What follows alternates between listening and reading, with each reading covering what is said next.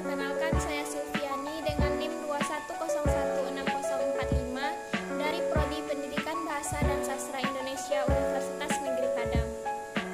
Baiklah, pada kesempatan kali ini saya akan menjelaskan materi keterampilan berbicara dalam bentuk diskusi. Tugas ini yaitu untuk pemenuhan tugas mata kuliah keterampilan berbicara dengan dosen pengampu Ibu Dr. Randa Ermawati Arif MPD. Submateri yang akan kita bahas pada penjelasan kali ini ada 8, yaitu pertama pengertian diskusi, yang kedua ada langkah-langkah berdiskusi, yang ketiga ada hambatan berdiskusi, yang keempat ada tempat duduk berdiskusi, yang kelima manfaat berdiskusi, yang keenam unsur-unsur berdiskusi, yang ketujuh jenis diskusi, dan yang ke-8 praktik diskusi. Baiklah, langsung saja kita masuk pada pembahasan pertama, yaitu mengenai pengertian diskusi. Diskusi adalah bentuk proses dalam rangkaian bertukar pikiran secara sistematis dan terarah. Artinya, dalam kegiatan diskusi harus ada permasalahan yang akan dibicarakan, dan kemudian dipakai sebagai bahan berdiskusi dan memperoleh dari adanya diskusi tersebut. Menurut Isjoni, diskusi adalah salah satu strategi belajar mengajar yang dilakukan oleh seorang guru di sekolah.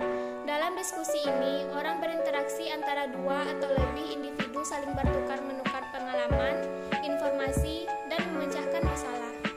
Pembahasan yang kedua yaitu langkah-langkah berdiskusi.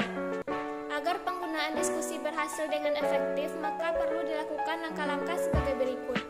Yang pertama yaitu langkah persiapan, yang kedua pelaksanaan diskusi, dan yang ketiga menutup diskusi. Dalam langkah persiapan, ada beberapa hal yang harus diperhatikan, yaitu pertama merumuskan tujuan yang akan dicapai, yang kedua menentukan jenis diskusi, yang ketiga menetapkan masalah yang akan dibahas, dan yang keempat mempersiapkan segala sesuatu yang berhubungan dengan teknis pelaksanaan diskusi. Yang kedua yaitu pelaksanaan diskusi.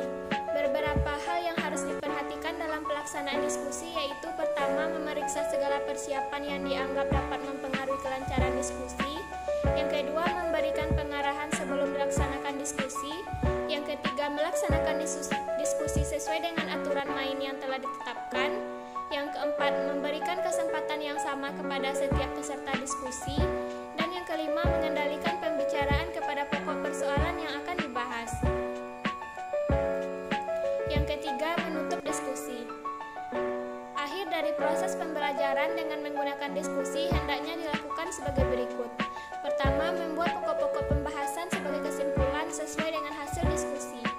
Yang kedua, mereview jalannya diskusi dengan meminta pendapat dari seluruh peserta sebagai umpan balik untuk perbaikan selanjutnya. Pembahasan ketiga yaitu hambatan berdiskusi. Faktor-faktor penghambat dalam mencapai tujuan belajar lewat formasi diskusi, baik yang ada dalam pihak sekolah maupun materi atau bahan yang didiskusikan, yaitu mereka memang sedang belajar dan latar belakang mereka jelas-jelas berbeda. Tugas guru untuk membimbing mereka melalui berbagai macam peranan. Namun janganlah dilupakan hendaknya guru membatasi diri dari kebiasaan atau kecenderungan dalam mempelajari proses pemikiran atau percakapan para siswa. Dan seorang guru tidak boleh tergesa-gesa memberikan atau memecahkan masalah sebelum siswa mencoba mencari sendiri. Hambatan lain yaitu setiap orang menginginkan segera dicapainya persetujuan atau kesimpulan. Sikap seperti ini menjadi penghalang menuju terjadinya perubahan sikap para siswa oleh mereka sendiri. Pembahasan yang keempat yaitu tempat duduk berdiskusi. Tempat duduk peserta diskusi perlu diatur sedemikian rupa agar diskusi dapat berjalan dengan lancar. Menurut Winata Putra, pengaturan tempat duduk berpengaruh terhadap jumlah waktu yang digunakan siswa untuk menyelesaikan tugas yang diberikan. Penataan tempat duduk siswa diasumsikan berperan besar dalam membantu menciptakan proses pembelajaran yang sesuai dengan tujuan pembelajaran yang diinginkan. Menurut Loisel, ada 7 bentuk pengelolaan tempat duduk dalam kelas, yaitu 1. Formasi huruf U, yang kedua kelas tradisional, yang ketiga formasi corak tim, yang keempat meja konferensi, yang kelima lingkaran, yang keenam susunan kefron, dan yang ketujuh auditorium. Pembahasan yang kelima yaitu manfaat berdiskusi. Ada beberapa manfaat berdiskusi, yaitu diantaranya: pertama, membiasakan sikap saling menghormati dan menghargai. Yang kedua, dapat mengembangkan daya pikir, pengetahuan, dan pengalaman. Yang ketiga, melatih diri untuk berpikir kritis. Yang keempat, menumbuhkan kreativitas. Yang kelima, melatih kemampuan berbicara di depan umum. Yang keenam, menanamkan sifat demokrasi. Yang ketujuh, menambah ilmu pengetahuan dan pengalaman. Dan yang kedelapan, mengembangkan kebebasan pribadi. Pembahasan yang keenam yaitu unsur-unsur diskusi.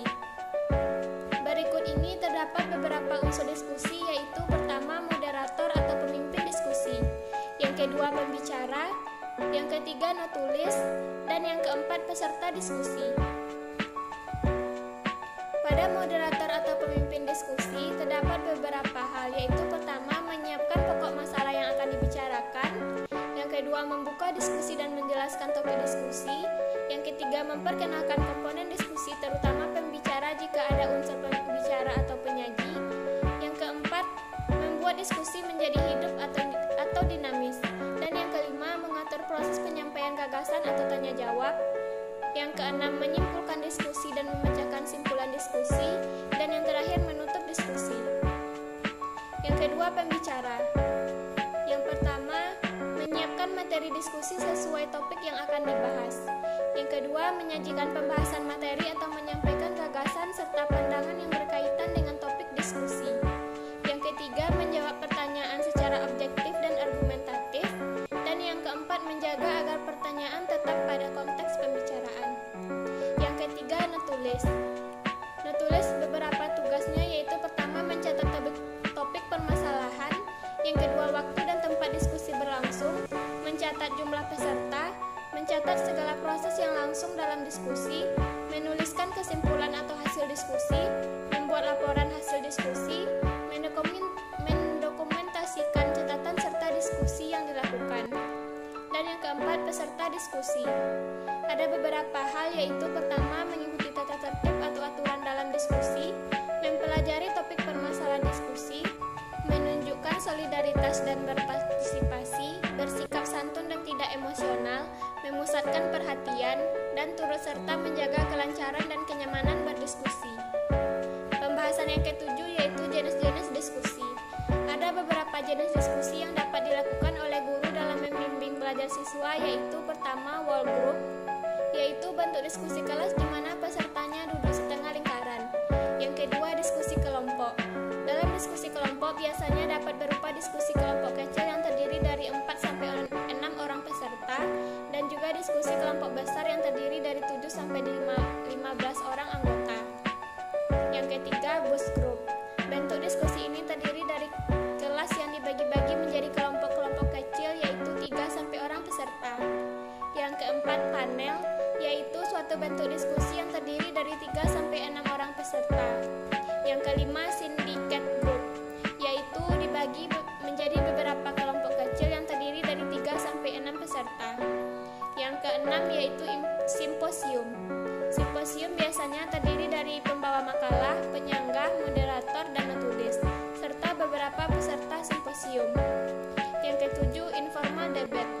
Biasanya untuk diskusi ini dibagi menjadi 2 tim yang agak berimbang besarnya dan mendiskusikan subjek yang cocok untuk diperdebatkan tanpa memperhatikan peraturan perdebatan formal. Yang kedelapan, the open discussion group. Jumlah anggota kelompok terdiri dari 3-9 orang peserta. Dan yang kesembilan, brainstorming.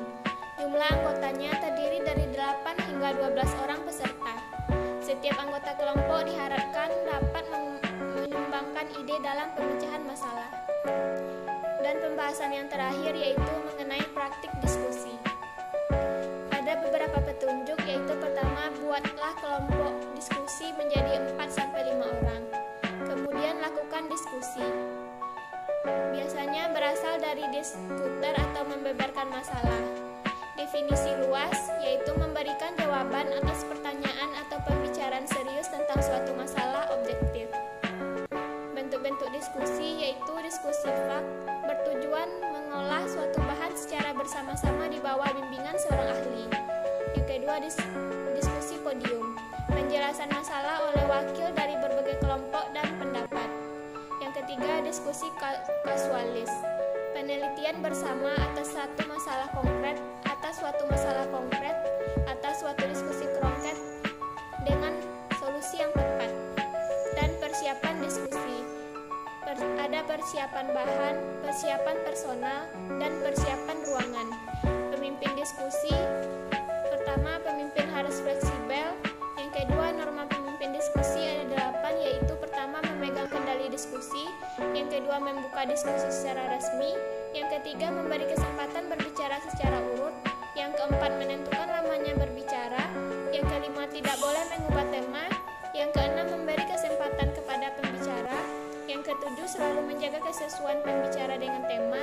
Dan yang kedelapan, merangkum diskusi di bagian akhir serta pembicara selesai.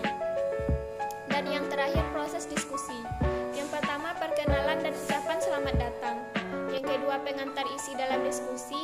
Yang ketiga, menciptakan situasi saling percaya. Yang keempat, penjelasan tentang jalannya diskusi. Yang kelima, diskusi. Yang keenam, rangkuman. Dan yang ketujuh, penutup notulen. Baiklah, hanya sekian yang dapat saya sampaikan. Mohon maaf apabila terdapat kekurangan. Wabillahi taufiq